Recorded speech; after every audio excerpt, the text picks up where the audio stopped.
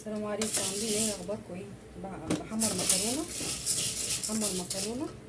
والناحيه التانية انا عامله حاطه ميه على بشره قوطه وحطها على النار تغلي، وبعد كده اما المكرونه تتحمر انا كنت عاملاها معاكم قبل كده في فيديو من الفيديوهات، مكرونه محمره. فشوفوها بقى، بس انا ما رضيتش اعملها معاكم تاني. مكرونه اهي، حمرتها نص كيلو مكرونه، وحطيت عليها فلفلايه متقطعه حاميه، ولما تحمر كده هحط بقى الميه بالصلصه. المره اللي فاتت كنت عاملاها لكم بالشوربه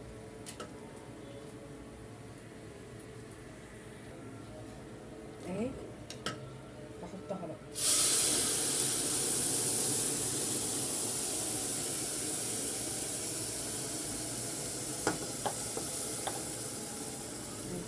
وحط لها توابل، وحط لها مرقه دجاج وبهارات وكل حاجه اهي. خلاص كده اتعملت، ما رضيتش اعملها من الاول يعني.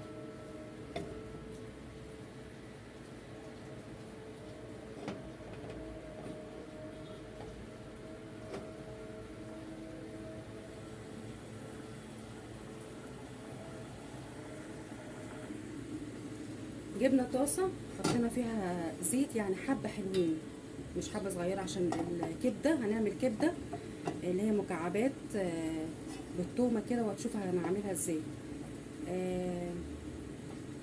فعايزين الزيت حلو عشان ما تنشفش. حطيناها في مصفى، طبعا الكبده ما بتتغسلش. الزيت عمل كده سخن، نحط الكبده.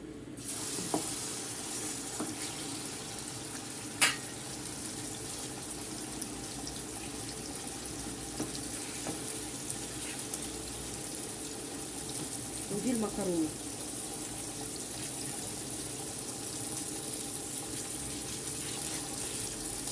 شايفين معايا يعني كده، والنار عاليه، نقلب فيها بقى.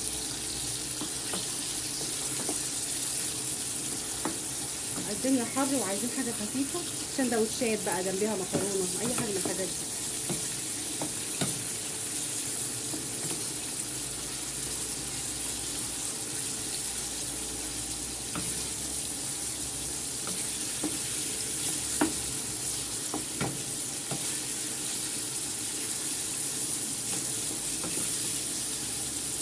تغير لونها بس.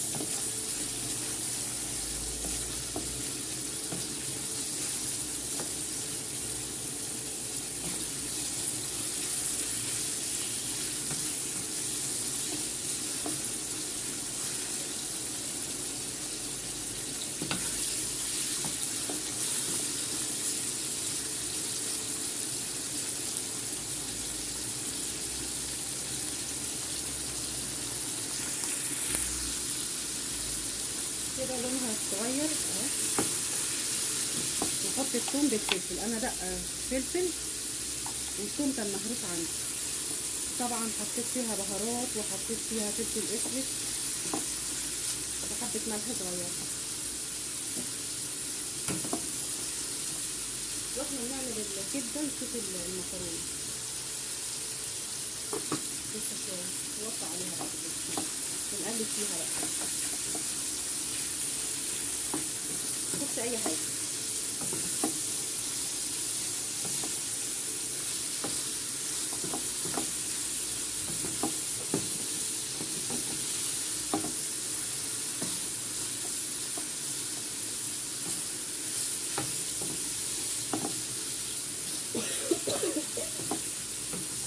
فتاخد على فكره الحامي فظيع.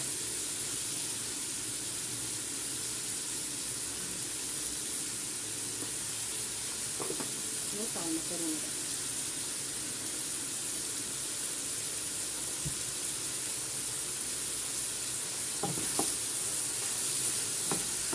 شايفين الزيت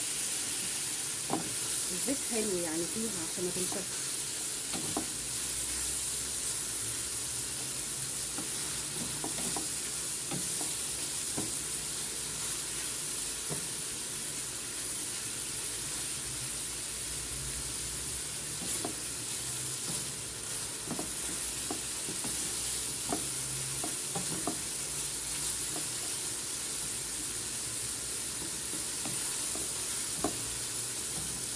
متشكره بتعليقاتكم والله، يعني فوق دماغي، ومشاركتكم في القناه، وان انتم متابعيني صراحه. يعني انا مبسوطه والله وفرحانه قوي. ربنا يكرمك يا رب ويجعل بخاطركم.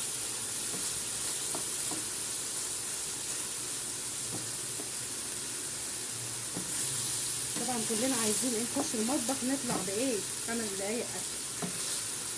البخار ده طالع صعب يعني.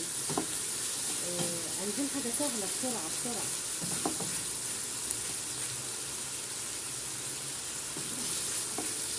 خلاص كده كفايه. قبل ما نطفي عليها، نوطي عليها بقى. قبل ما نطفي عليها اقول لكم هعمل ايه. بصوا، نص ليمونه نحطها ونقلب، تدي مزازه وطعم جميل وتمنع الزفاره.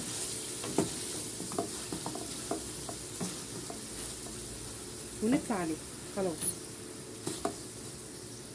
كده الكبده اتعملت والمكرونه اتشربت. نتقلب كمان شويه. بصوا استنوا، ده انا في طبق تاني هعمله. هعمل كفته الحاتة، هعملها في الصينيه من فوق، هوريكم تتعمل ازاي. نصبحها كده ونحطها في صينيه فيها حبه زيت صغيرين. ما تشغلوش فرن بقى ولا اي حاجه. انا بقول لكم على الافكار، انتوا بقى ايه، تاخدوا مني وتحطوا على الافكار بتاعتكم، تبقى ايه فكره كبيره. عجبتكم يا رب، يا رب تعجبكم الافكار بتاعتي.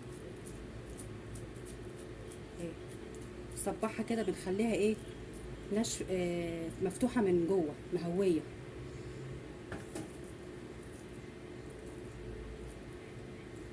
ايه.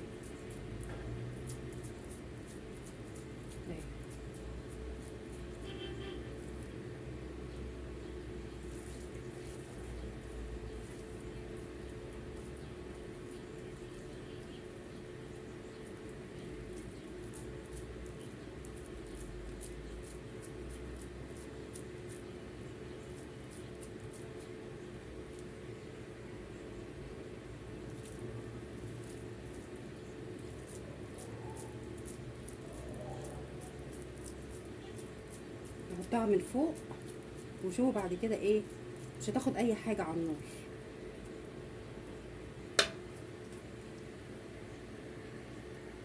اهي اخر صابع اهو، شايفين؟ نحطه بقى ونولع عليه.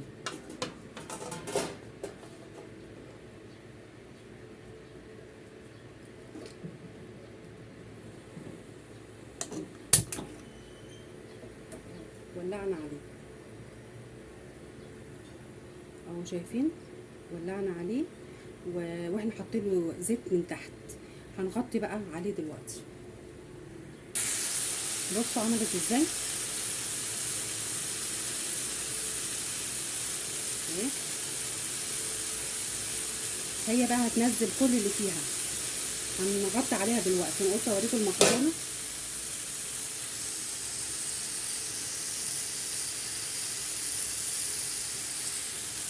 مكرونه اهي.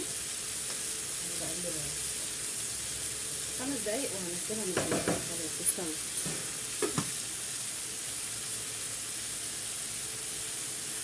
ونغطي عليه ونوطي.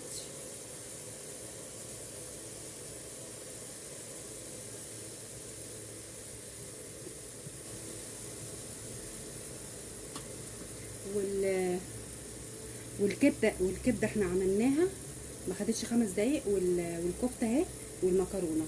يستوي الاكل وهغرف لكم. ومتشكره لكم قوي ان انتوا يعني بتاخدوا من وقتكم عشان تشوفوني وتشوفوا وصفاتي. يا رب تعجبكم، وما تنسوش الاشتراك في القناه ولايك كده وكلمه حلوه من قلبكم. ربنا يكرمكم يا رب. انا والله فرحانه بيكم ومبسوطه ان انا معاكم. وخلي شويه كده والاكل يستوي واحطه لكم بقى في نقدر في الاكل.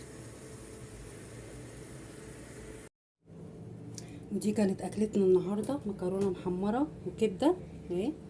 شايفين كبده بعد ما استوت اهي، جميله. والكفته عاملاها من فوق، مش عاملاها في الفرن خالص. وده دقوس، ده انا عاملاه قبل كده في القناه في فيديو مع مع الكبسه. وده كل واحد عايز كبده، اللي عايز كفته، مش عارفه ايه. مكرونه محمره اهي، عاملاها كنت قبل كده برضو، بس الفرق ان هي دي بمرقه دجاج والتانية كانت بشوربه. فشوفوا بقى هيعجبكم ايه الحاجه اللي تبقى متاحه ليكم. في بيحبوا بالشوربه، في بيحبوا بالصلصه، وفي يعني مثلا النهارده ما فيش شوربه، فعملت مرقه دجاج بصلصه مبشوره زي ما انا قلت لكم، وتغلي على النار، ويكونوا انتوا محمرين المكرونه، وتقوموا ايه حاطينها بقى. وبعد ما تتشرب توطوا عليه. في تركايه بقى اقولها لكم. دلوقتي المكرونه او الرز او اي حاجه بيعمل قعر. مش انتوا مش عايزين القعر، نعمل ايه؟